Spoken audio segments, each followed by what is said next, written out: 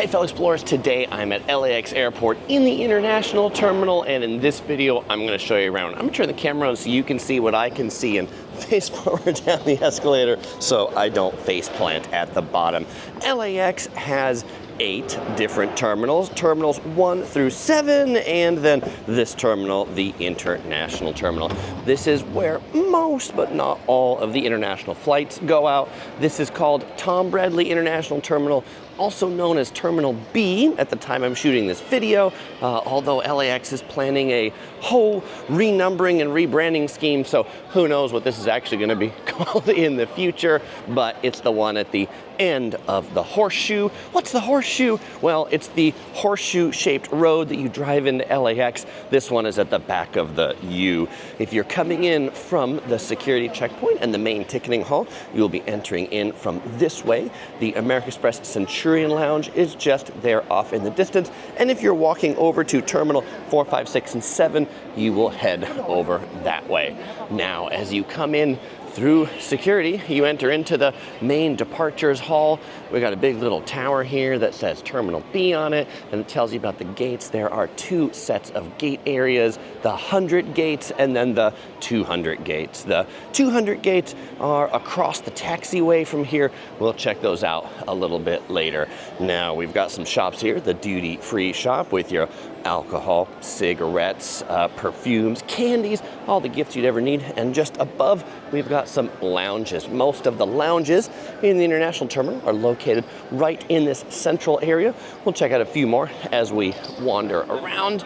But there are also lounges in the numbered terminals 1 through 7, although the better lounges are definitely over here. Now, if you're flying on other airlines, like you're flying on United, you can use the Star Alliance Lounge over here. Just know it can be a 20 to 30 minute walk to some of the other terminals from this one. Los Angeles is a very big airport. All right, as we come down this way, we can see this is where the like seating area ends, or the main commercial part of the hall ends, and the gates begin. We have a Starbucks that you can indeed order from mobile pickup, so that is pretty nice. We've got Hudson, the traveler's best friend. Hudson is the classic airport gift shop, and there's got to be at least 20 Hudsons across LAX. They have many branches to make sure you can pick up your $5 water or your $10 bag of M&Ms. I don't really know, not so much the M&Ms are, but the water's at least that much. We've got the vanilla bake shop over here, so you can pick up some cupcakes or some croissants or some macarons for your plane ride. And, while much of LAX is pretty run down, the international terminal is actually pretty nice. They've got nice sofas that you can sit at, nice gate areas, and so overall, pretty good vibe in here. There's even currency exchange if you're headed on your way out. If you're coming in to the USA from another country, you will not come in to this area. You'll be in like the secure area, which is either up or down, but you can't get into this area unless you are departing. If you're arriving, you basically go from the plane to Customs and Immigration, where they'll check your passport. Then you'll go to baggage claim, you'll pick up your bags, and then if you're connecting on to another flight, then you can recheck your bags, and then you can come back up here, go through security, and then get into this section of the airport. When I fly out of LAX, even if I'm flying domestically within the USA, I often start in the international terminal because I like to eat at the lounges here. And then I do walk over to the flights. When I go to the American Express Centurion Lounge, they often say, and I show them my boarding pass, which is often United, they will go, so I just want to make sure you're aware of how far the walk is to your flight, to which of course I say, yes, I have done it many times. Thank you very much for letting me know.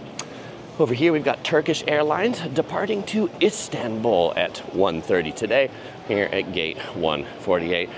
Classic dessert to bring home from the USA, Ghirardelli chocolates. This is a chocolate company from San Francisco. They are tasty chocolates. Also, See's Candies. They have a location here in the International Terminal. We're not quite going to make it to because this place is very big. but you can pick it up at the gift shop if you don't make it over to C's. We've got Book Soup bookstore. Glad to see books are still alive and well here. They've also got a whole section of like Los Angeles stuff here.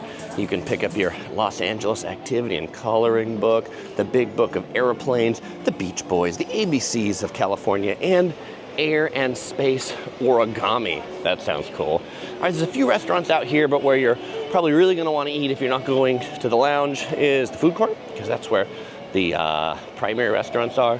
But we got a little sandwich place, Ink Sack, Vino Volo, if you're looking for some drinks before your flight. Victoria's Secret if you want to get your fancy pink amenity kit before you board.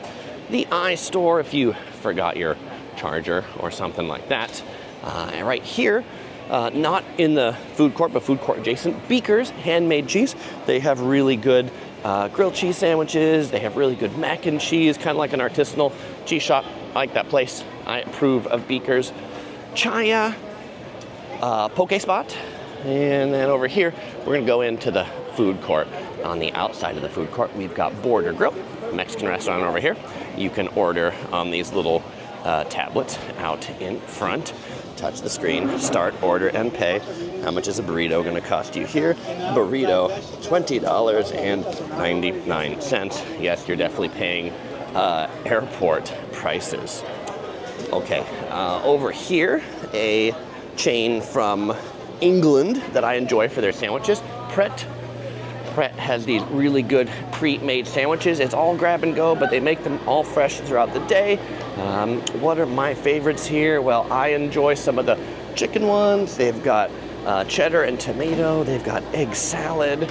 They've got chicken salad. They've got sandwiches. How much do these cost? Well, one sandwich, $11, $12. Again, you're paying LAX prices. If you prefer a bit of a Caesar salad bowl, they've got that too. You can get little banana pots with yogurt, granolas, key lime cheesecakes. If you prefer them hot, they've got hot sandwiches and soups here. You pick them all out of the fridge or the heater, and then you just take them over to pay. They've even got a self-checkout section too. Coming over here, probably the most popular spot in the food court is the Panda Express for American-style Chinese food, all on steam tables. Grab that and go. Smells good here at 11 a.m. Looks like they just opened. Kentucky Fried Chicken, if you want your fried chicken fix. How much is a meal gonna cost you here? Two-piece meal, $14.99 at LAX KFC. 800 degrees Neapolitan Naples-style pizza. $19 for a cheese pizza. Umami Burger, pretty good burgers in the airport. There is a Habit Burger over in Terminal 5, I think, which is like my mainstay, but the Manly Burger here, $20 at Umami Burger. There is no In-N-Out Burger, California's famous burger, in the airport, but there is one near the airport. If you got a long layover, you could totally make it over there. Little Venice scene here, Venice Beach, the most popular beach boardwalk. They got these different murals of parts of LA. We got a little mural of Beverly Hills, one of the most upscale areas of Los Angeles. And if you're outside LAX, no doubt you will see the LAX letters like this, and this building right here, the theme building outside, they call it, that used to be a restaurant. It's just been defunct for a pretty long time now. Anyway, this food court usually has plenty of seats. If you find there aren't enough seats, you can go to the gate areas. There's also seats upstairs. There's a P.F. Chang's upstairs, and the other lounges upstairs. There's like Etihad Airways. There's a Star Alliance lounge, so you'll find a lot of lounges just right up above where I am right now, and also the bridges to the 1, 2, and 3 terminals. You can walk currently through the whole airport, although it's just going to be long. You didn't used to be able to.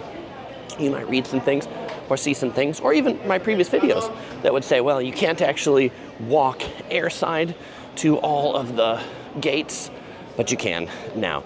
Oh, this little escalator down here, this is the escalator that takes you from the planes where you arrive down to baggage claim. You can see, I don't know, through the glare, that says welcome to like the United States Customs and Immigration. This is the other gate area for gates 130 to 146. Also, not much in the way of food down this way, so pick up your food before you go down here to the gate area. Moving sidewalks, lots of sun that comes in. Couple of vending machines here. We've got Kylie for some makeup. We've got Sprinkles for some pretty good cupcakes. And then we've also got like a little salad vending machine right here that you can like get a salad in a bowl. How much is that going to cost you? Southwest chicken salad, $12.99. Hey, cheaper than the burgers over at Umami Burger. All right, I told you I would take you over to the other part of the international terminal. And this is really important to know because if you have a flight that is going out of the 100 gates, they're pretty close to where you get dropped off. It's not that long of a walk. But if you have a flight that's going out of the 200 gates, it can be a really long walk.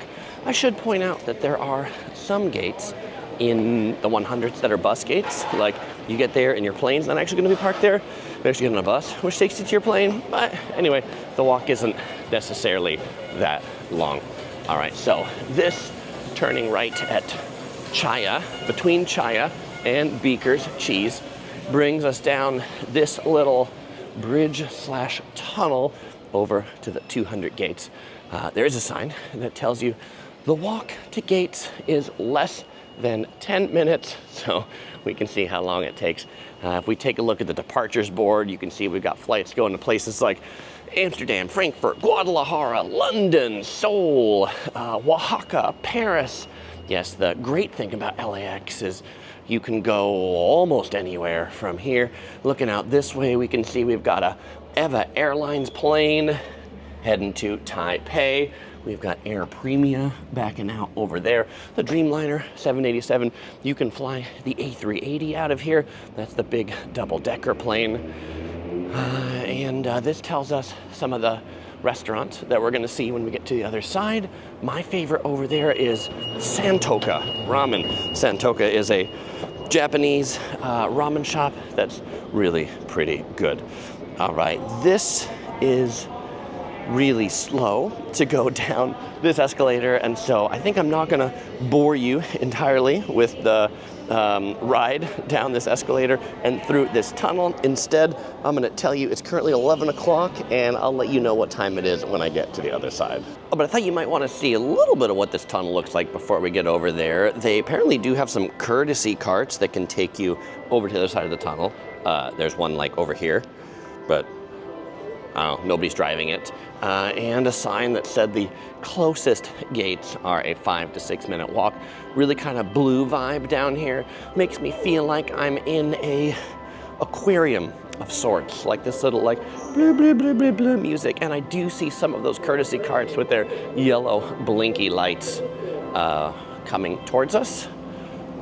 All right, I'll see you on the other side of the aquarium hallway. All right, so after 5 minutes of power walking, I've made it to the end of the tunnel. Turn this around. The escalators are on the right that we're gonna go up for a second. But I wanna point out, if you're looking for the Air France lounge, you're gonna find it here. Well, actually, you're gonna find the elevator to it here to take it up to elevator floor 6. And they tell you how many steps, 565 steps, 23 calories burned. I feel like I should have burned more calories. All right, let's go up these escalators.